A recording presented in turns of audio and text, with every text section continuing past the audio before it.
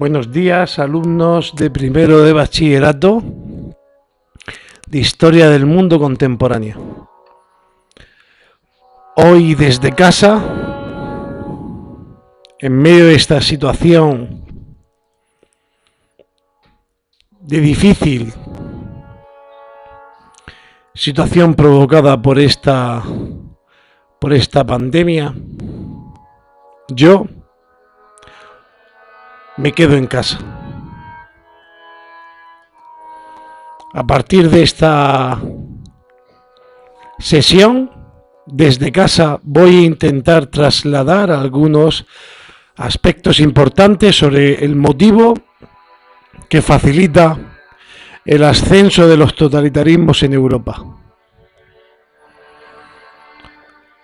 Una Europa de entreguerras, una Europa que después de la Primera Guerra Mundial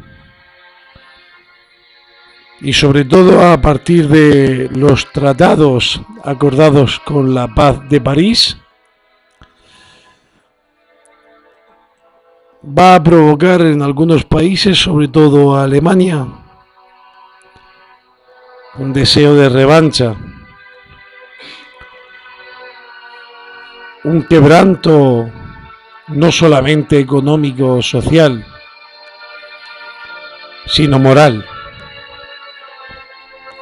que va a facilitar que algunas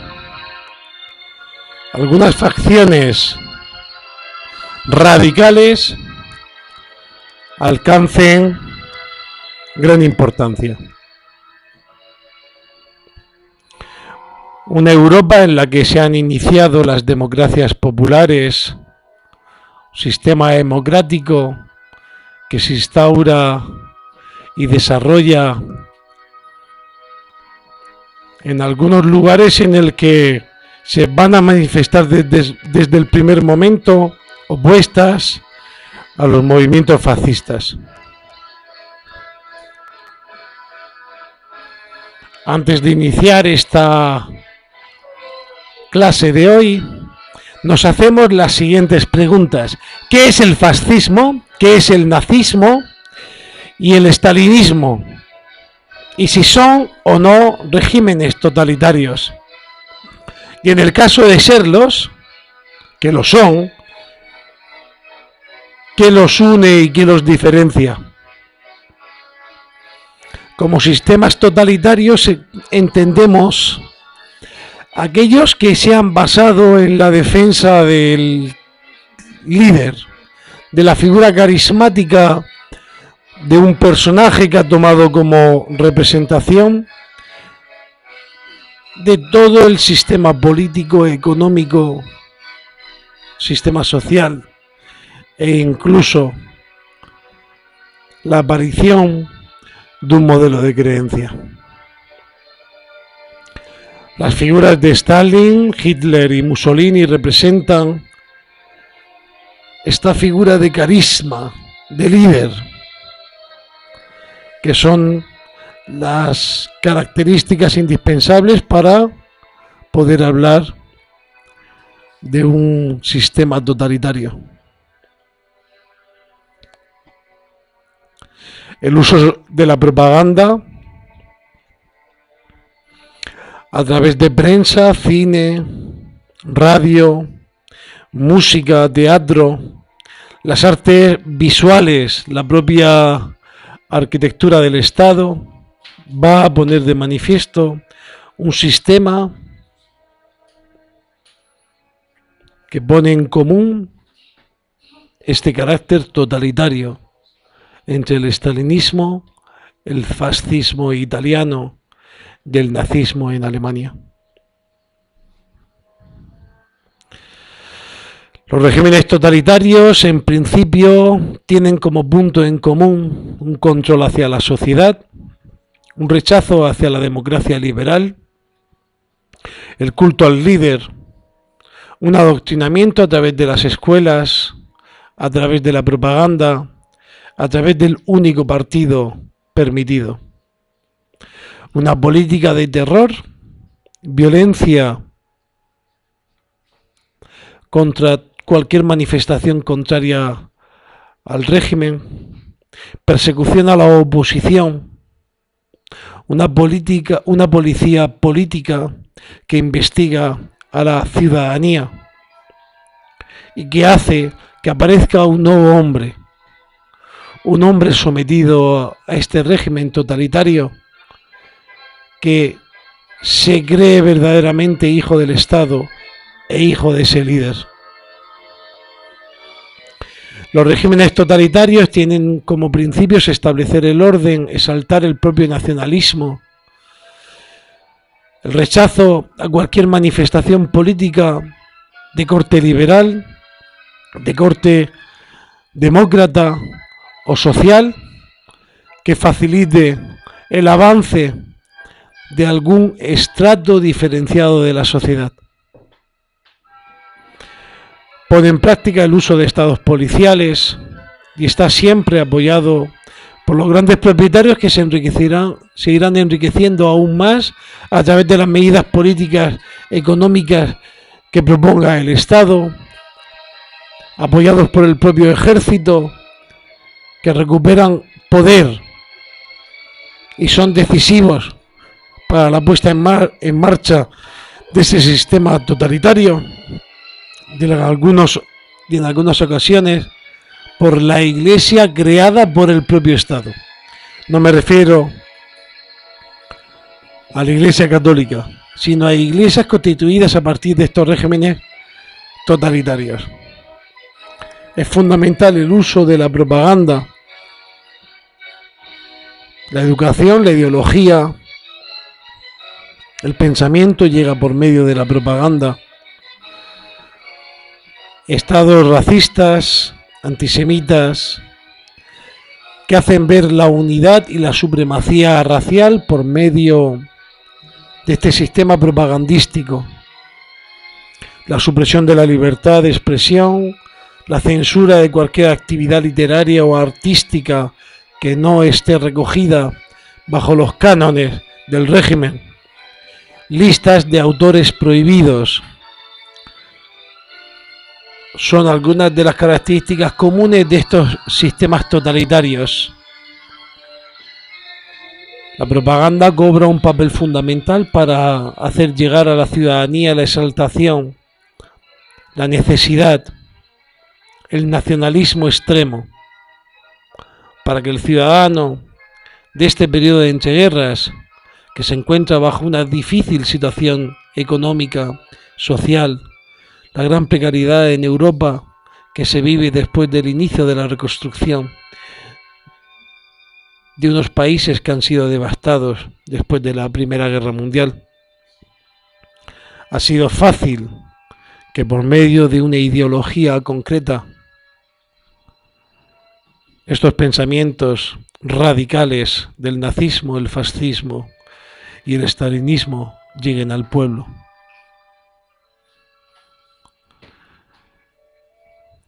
Un vistazo al mapa de Europa en este momento de alzamiento de los totalitarismos nos ayuda a poder comprender por qué estamos ante el origen más inmediato de la Segunda Guerra Mundial. Tres grandes potencias totalitarias inician su curso y ocupación de sus países vecinos. El estalinismo, que pronto ocupará Estonia, Letonia, Lituania, Polonia. Alemania nazi, que ocupará también Polonia occidental, Austria, Checoslovaquia y su aliada Italia de Mussolini.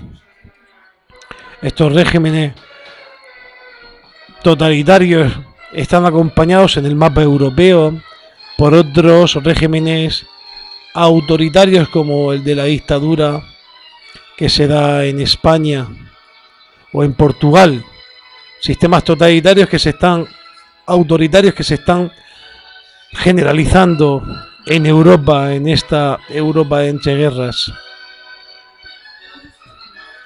Hay un principio del fascismo que tiene un proyecto totalitario antiliberal, anticomunista, y que sus principios se basan y entregan al pueblo por medio del líder carismático.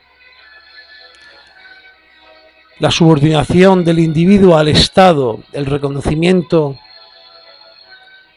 del Estado como padre, como creador, el rechazo hacia la tradición ilustrada, el racionalismo, la democracia, el parlamentarismo, el pluralismo político, rechazo a cualquier tipo de manifestación contraria al pensamiento único.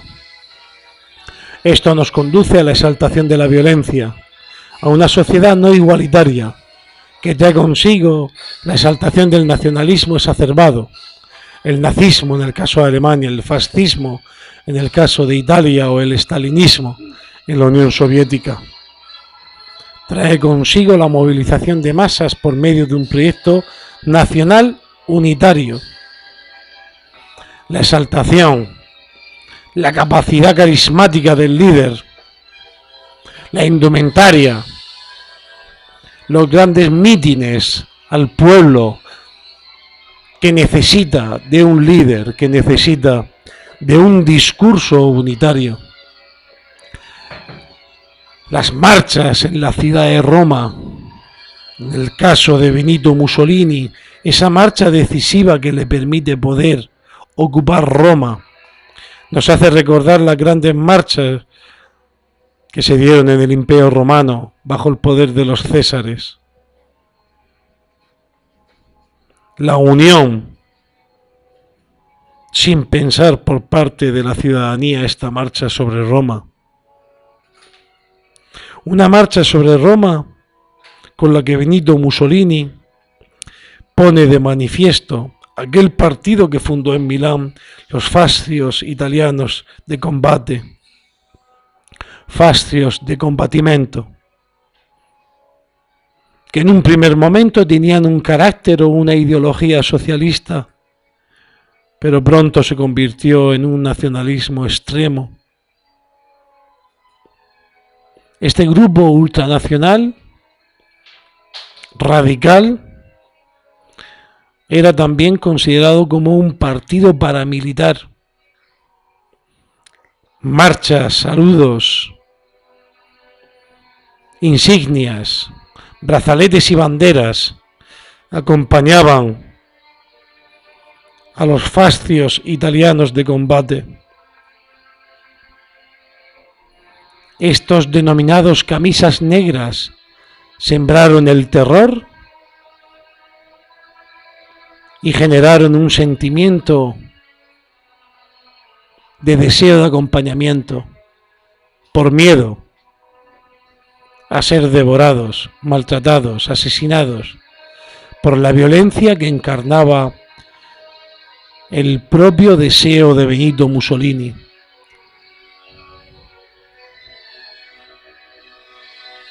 El Partido Socialista Italiano, que había provocado una serie de reformas y había intentado colaborar y alcanzar la participación de los distintos grupos de izquierda,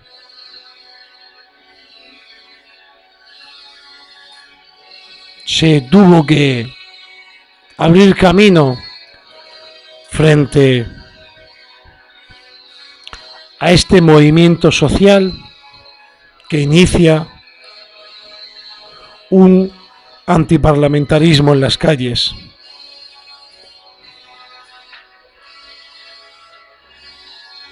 El carácter ultranacionalista,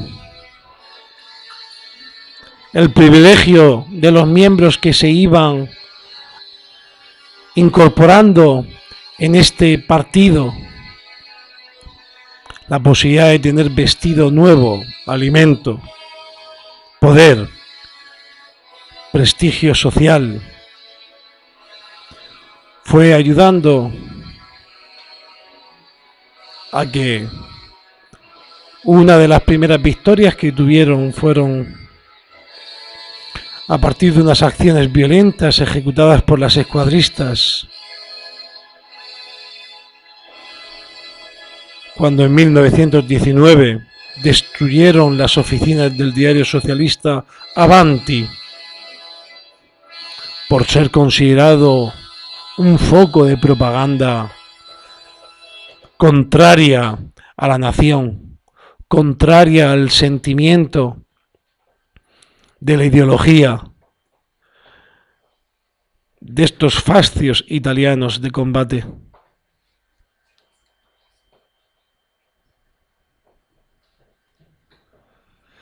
Así, poco a poco, fueron aumentando el apoyo social. Algunos grandes industriales italianos se fueron adecuando y se fueron adhiriendo a este movimiento. En 1922, los socialistas promovieron una huelga general contra la violencia fascista. La huelga, en este caso, facilitó y mejoró, aún si cabe, la visión que Benito Mussolini tenía en Italia. Vendía una imagen de pacificador, una imagen de reconstrucción de una Italia que estaba muy dolida tras la Primera Guerra Mundial.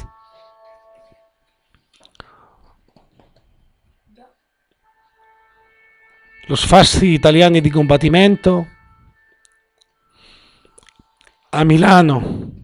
Abbiamo qua quello che dicono loro, perché questo noi vogliamo e non vogliamo, che queremos y che no queremos.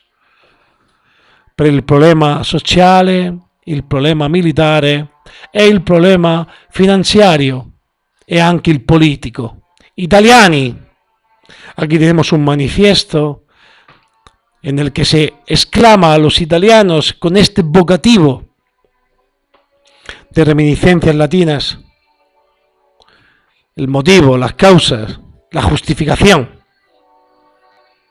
para poder dar paso a esta marcha, ya no solamente a Roma, sino a toda Italia.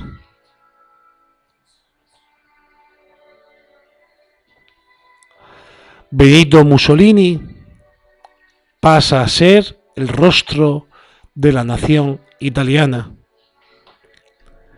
Este Benito Mussolini,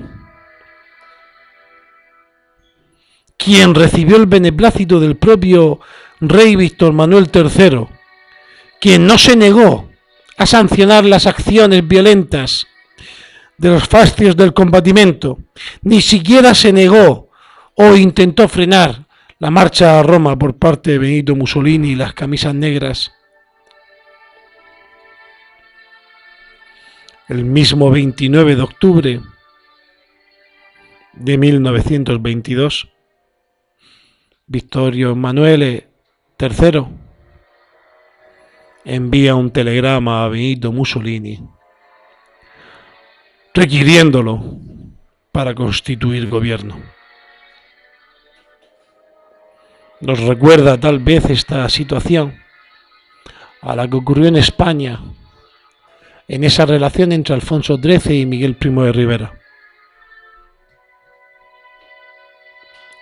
La etapa parlamentaria que se inició del gobierno de coalición, en el que se hacía o se ponía de manifiesto la intención de Benito Mussolini por alcanzar un sistema autocrático, pasó por la aprobación de una nueva ley electoral en la que los fascistas y los partidos que apoyaban al gobierno lograron en las elecciones un 64% de los votos, de tal manera que alcanzaban una mayoría absoluta. Se dio un notorio suceso. El socialista Matteotti fue asesinado. Bandas fascistas pusieron de manifiesto que este asesinato era por la patria. Esta situación, que en principio debería haber dejado patente la nulidad de las elecciones, fue hacer que el propio Mussolini impidiera a los socialistas que ocuparan sus escaños del Parlamento. Ya había acontecido. Ya no había Parlamento. El sistema parlamentario había desaparecido. Se pone en práctica una de las bases del totalitarismo: establecer a la democracia como enemigo del sistema. Se inicia, por tanto, la dictadura fascista. Desde 1925, Mussolini, sin oposición alguna, desarrolla las denominadas leyes fascistísimas. En ellas establece que todo será por la patria. En ellas va a establecer un régimen totalitario de partido único, en el que el Partido Nacional Fascista será el único que sea reconocido por el Estado. Cámara de Diputados va a desaparecer. Va a aparecer la Cámara de los Fascios y de las corporaciones, que está constituida por personas y familias cercanas al duce. Un duce que ya ha acuñado su propio título. Este líder, que ya no va a ser llamado por el pueblo como Benito Mussolini, sino como el duce. El duce, que representará el presidente del Gran Consejo. Firmará los pactos de Letrán en 1929, a través de los cuales consolida el régimen y pone fin al litigio entre el Estado italiano y la Iglesia Católica. Nace en ese momento el Estado del Vaticano, un Estado independiente. Reconocía en ese momento al catolicismo como religión oficial del Estado. A partir de este momento se reconoce al Estado fascista con su capital en Roma.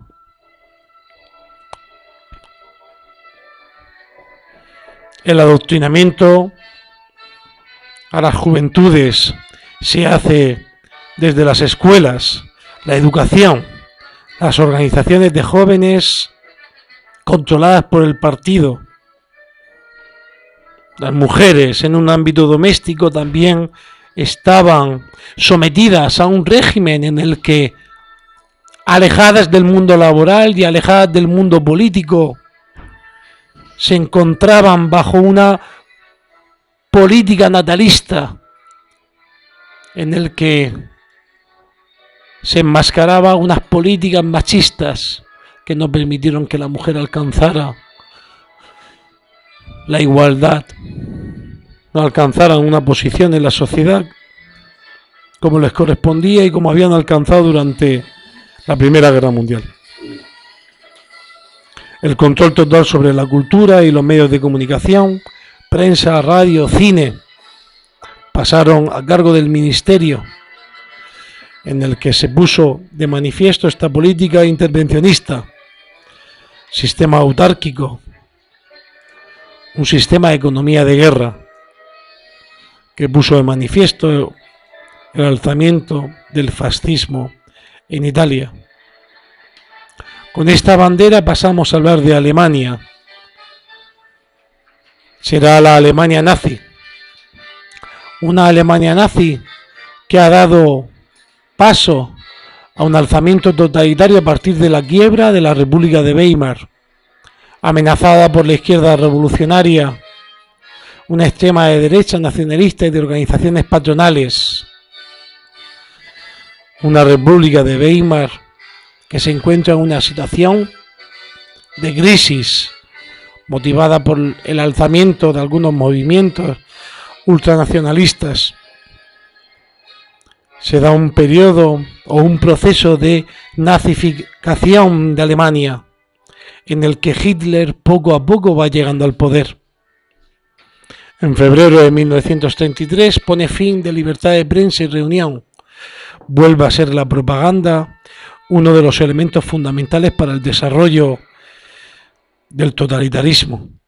La propaganda nazi a través de los medios de comunicación se deposita en el íntimo y fiel amigo de Adolf Hitler, Joseph Goebbels, que desde 1933 se hace cargo de la educación, la ideología y la propaganda, y a través de la cual hace defensa de un sistema totalitario, racista y antisemita, en el que se empiezan a poner de manifiesto las medidas de limpieza racial,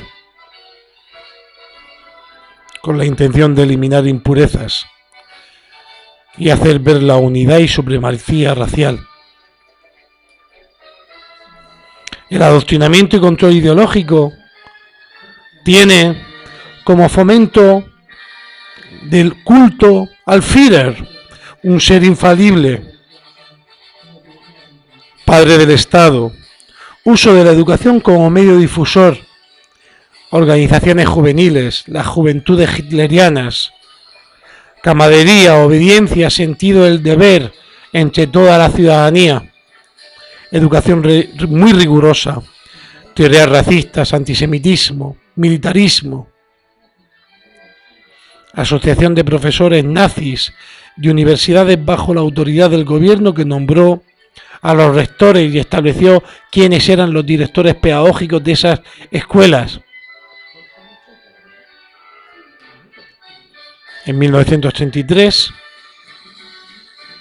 se da el incendio del Reichstag, el 27 de febrero, provocado por el propio movimiento nacionalsocialista. El partido nazi aprovecha para expulsar a los comunistas del Reichstag. En marzo se da un estado de excepción, 2 elecciones, en el que se alcanza un pleno derecho al canciller durante 4 años.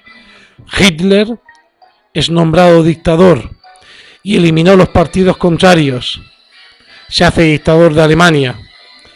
Pretende realizar la construcción de un nuevo Estado, con el apoyo del ejército y de una oligarquía económica. Aparece el NSDAP, la dictadura del partido único. Hitler acordó el asesinato del jefe de las SA y sus principales dirigentes. Además, murió Hindenburg en agosto de 1934. Asoció la Cancillería y la presidencia del Reich. Por lo tanto, estableció un único gobierno, una dictadura. Las prácticas antisemitas, el terror, la creación de las SS y la Gestapo se convirtieron en garantes de la política del Tercer Reich. La quema de libros, la noche de los cristales rotos, la eliminación de los derechos políticos y sociales a los judíos. En 1935 la declaración de las leyes de Nuremberg, que retiraron la ciudadanía alemana a los judíos y prohibían matrimonios mixtos. En 1938 el antisemitismo más violento, los días 9 y 10 de noviembre, que dieron lugar a la noche de los cristales rotos, en el que judíos fueron sacados de sus domicilios y fueron llevados a los guetos. En 1942, ya en plena guerra mundial, Hitler ordenó la solución final, la eliminación total de la población judía europea. 6 millones de judíos muertos. La ocupación territorial de espacios no alemanes durante este alzamiento del totalitarismo nazi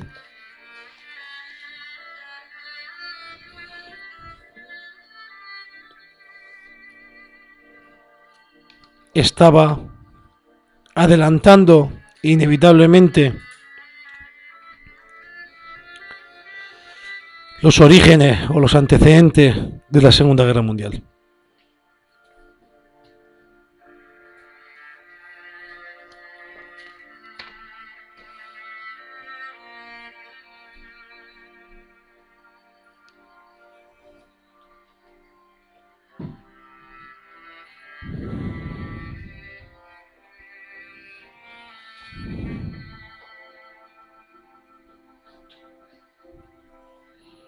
campos de trabajo que se convirtieron en campos de exterminio, un odio profundo a la población judía por parte de Hitler.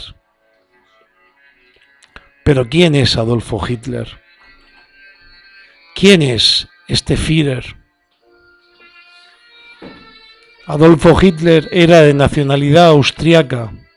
Había nacido en la pequeña localidad de Braunau, de Linz, en Austria, en el año 1889. Sus padres y abuelos procedían de Linz, de una clase social modesta. Era el cuarto de sus hermanos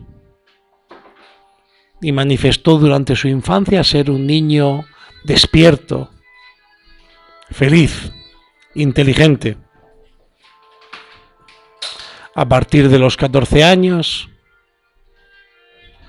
unas rebeliones internas provocaron en él empezar una mala etapa con los estudios y una mala etapa de relaciones con su familia.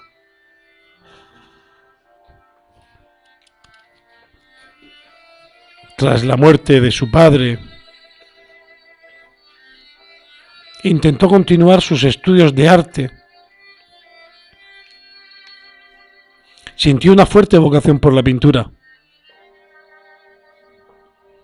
pero su carácter de artista mediocre no le permitió poder continuar sus estudios plásticos. Cuando se trasladó a Múnich y empezó a escuchar los primeros mítines de esa situación y empezó a formar parte de los mismos, una gran oratoria, un veneno encerrado en sus venas, un odio profundo. Empezó a escribir el libro Mein Kampf, Mi lucha. Estando enfermo, durante un tiempo perdió la visión, tuvo cierta ceguera. Participó en la Primera Guerra Mundial y fue herido.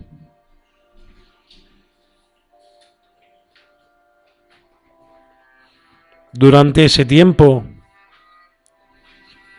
el odio entró en su interior.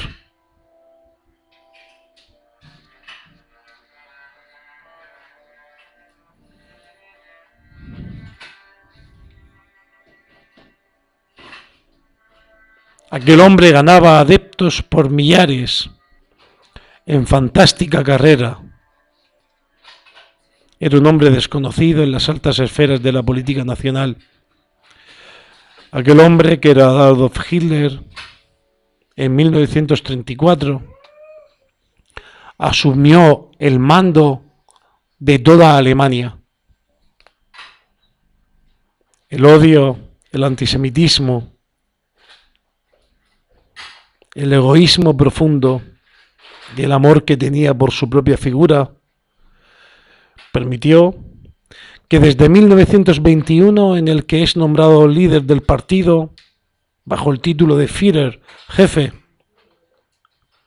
hasta 1933, en el que fue nombrado canciller, y el inicio en 1934 de la construcción de una Alemania, Estado totalitario, Tercer Reich,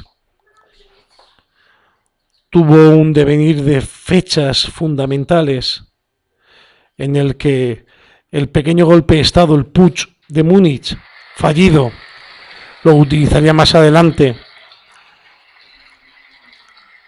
para levantar la moral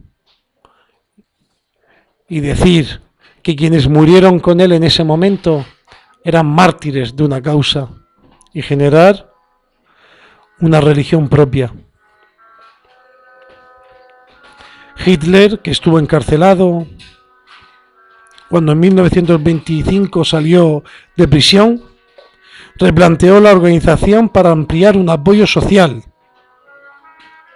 Pangermanismo, revanchismo, anticomunismo y antisemitismo fueron los 4 pilares que le dieron el apoyo de una gran mayoría de la sociedad alemana. Convierte su partido en un movimiento de masas. Método de propaganda, mítines, marchas, uniformes, instrucción militar.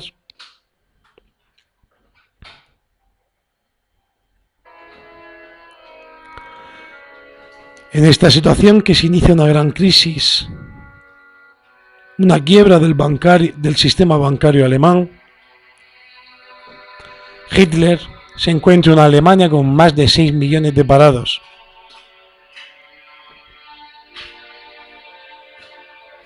El modelo de pensamiento nazi ayuda a que se incorporen a un partido que se convertirá en el principal elegido en las elecciones de 1932, alcanzando 230 escaños.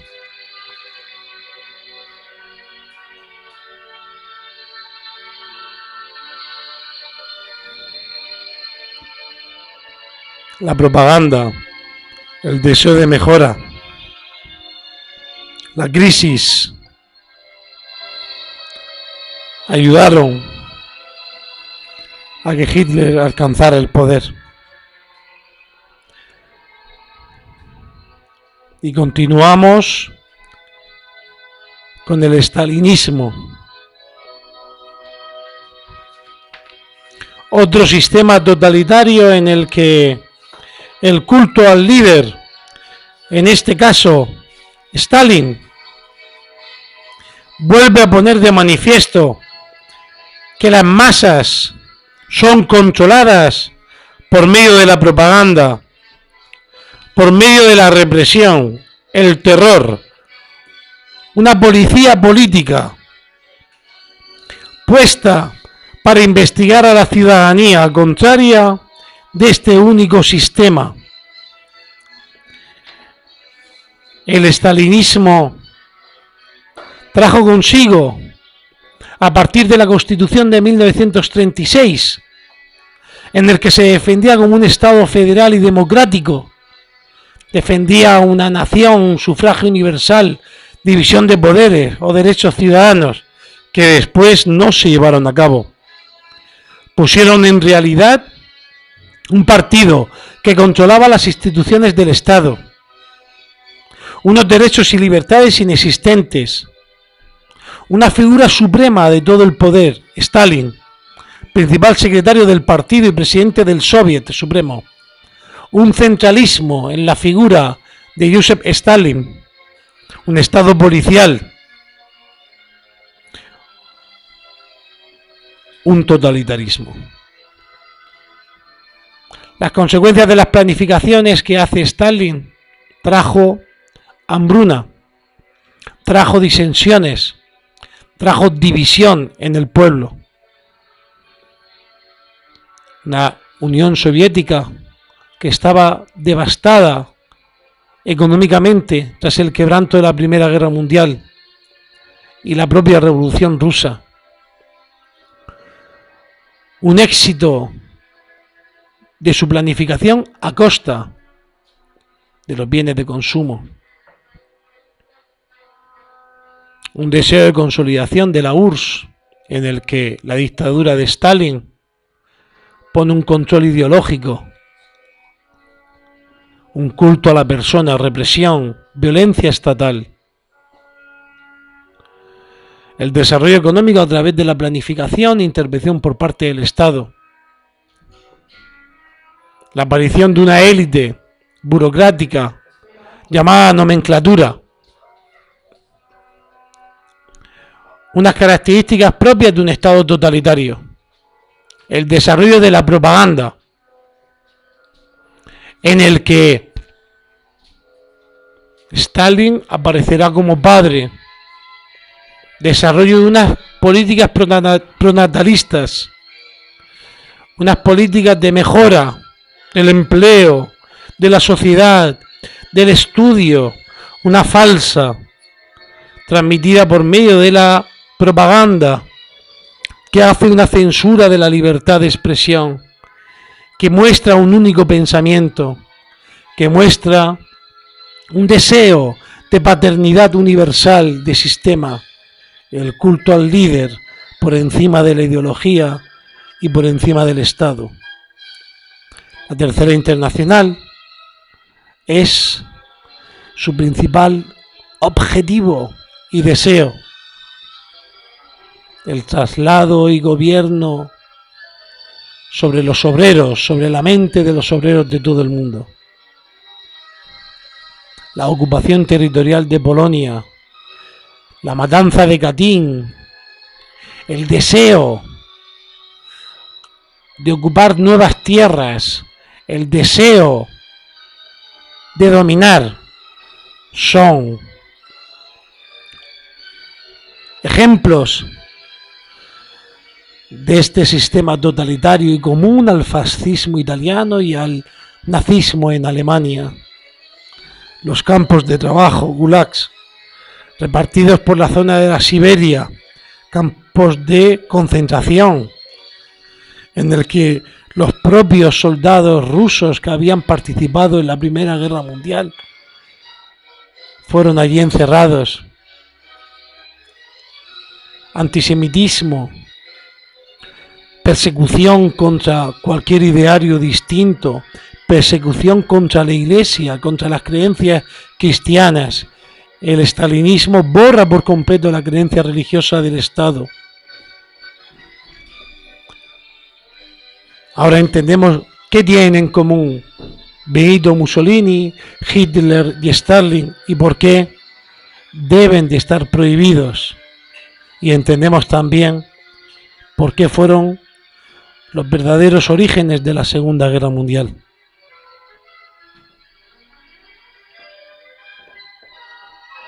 Hasta aquí yo me quedo en casa.